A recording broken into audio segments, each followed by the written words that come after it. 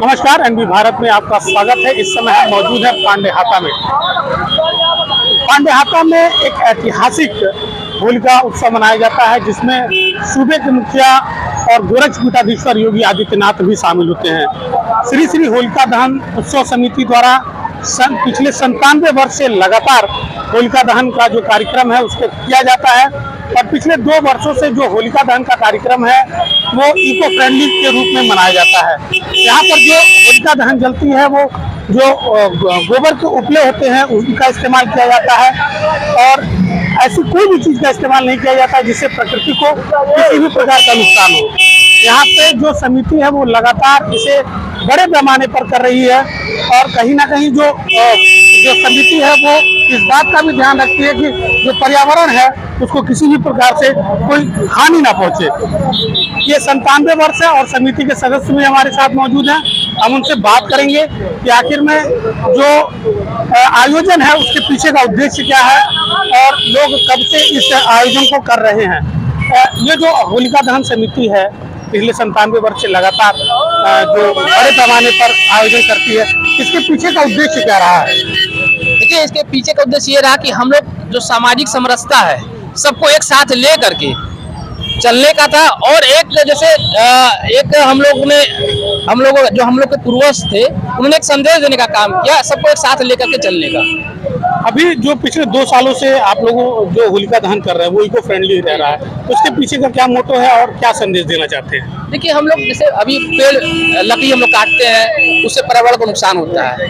जो गाय के गोबर होते हैं उनसे हम लोग इसको जलाते हैं। ये इको फ्रेंडली और क्या बोलते हैं समाज के लिए, प्रकृति के लिए भी लाभदायक होता है। अच्छा, इससे शोभा यात्रा में गोरक्ष पीठाधीश्वर भी शामिल होते हैं, इसके पीछे की क्या प्रथा रही है? ये प्रथा ये रही कि यहाँ के जो गोरक्ष पीठाधीश्वर रहे हैं वो हिंदुत्व को लेकर के, क्योंकि होली एक हम लोग का सामाजिक समरसता के लिए ही होली खिलाया जाता है, लेकिन एक हिंदुत्व की पहचान के लिए हिंदुत्व के अलग जो उन्होंने महंत दिव्यनाथ जी महाराज ने जगाया था उसी को हम लोग आगे लेकर के उनको यहाँ से बुलाना हम लोगों ने प्रारंभ किया था। संघ की भी शोभा यात्रा में गोरक्ष पीठाधीश्वर शामिल होते हैं, ये कब से चल रहा है और इसके पीछे का उद्देश्य क्या रहा? सन 1944 से राष्ट्रीय स्वयंसेवक संघ के नेतृत्व में भगवान नरसिंह की नंग भरी शोभा यात्रा निकल रही है।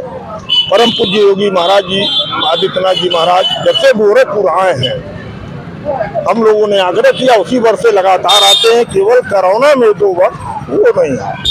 और ये नरसिंह भगवान की शोभा यात्रा जब राष्ट्रीय स्वयंसेवक संघ पर प्रतिबंध लगा था 1975 में, उस समय भी जो स्वयंसेवक थे वो घरों से निकल के इस शोभा यात्रा को निकाले थे। इसके मतलब क्यों मनाया जाता है? गोरखपुर में होली का पर्व पहले बहुत फुअर तरीके से होता था। पूजनीय नानाजी देशमुख जब गोरखपुर के प्रचारक होकर के आए थे तो उन्होंने फुअरता खत्म करने के लिए इस शोभा यात्रा का शुरू किया कि साफ सुथरी होली गोरखपुर में मनाई जाए। आपके परिवार के भी लोग इस समिति में रहे हैं और जो शोभा यात्रा रही उसमें भी शामिल रहे हैं, किस प्रकार का संदेश देना चाहते थे समाज को?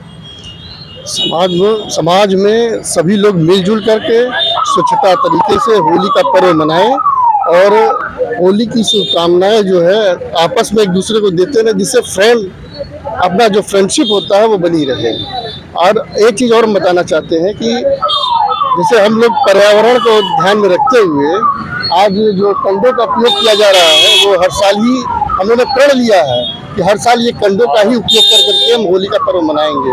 लकड़ी कम जले और जो है क्या नाम पर्यावरण दूषित न हो, यही हम लोग का जो है संदेश यहाँ से प्रसारित हो रहा है। श्री श्री होलिका उत्सव समिति क्या संदेश देना चाहती है और क्या खास होता है?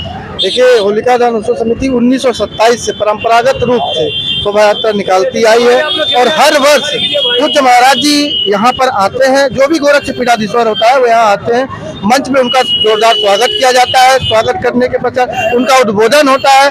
उसके बाद वो रथ पे जाते हैं, भक्त प्रहलाद की आरती करते हैं।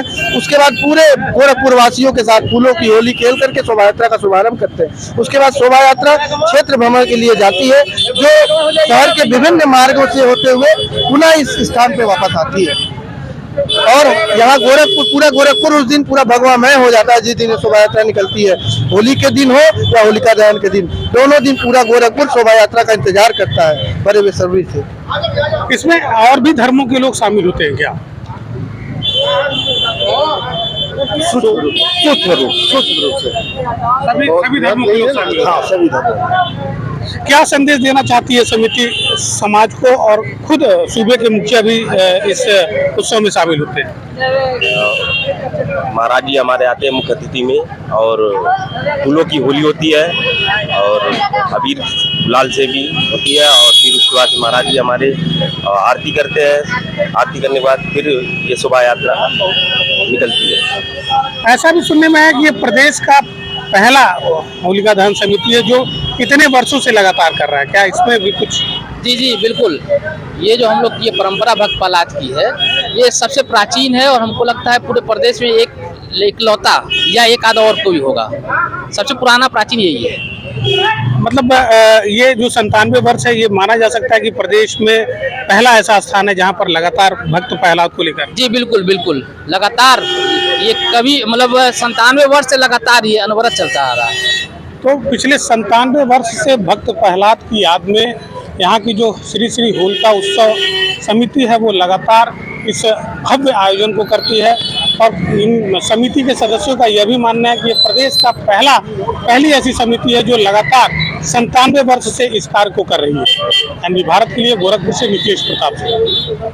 रैंपस स्कूल, जहां होती है पढ़ाई के साथ साथ कंपटीशन जैसे सीए फाउंडेशन, CUET और JEE नीट की भी तैयारी, वो भी हाईली क्वालिफाइड फैकल्टीज द्वारा। यहाँ है advance science lab and computer lab, और बच्चों के सर्वांगीण विकास के लिए सांस्कृतिक, सामाजिक और खेल कूद से जुड़ी एक्स्ट्रा करिकुलर एक्टिविटीज। रैंपस स्कूल नियर शाहपुर थाना, मेडिकल कॉलेज रोड, गोरखपुर।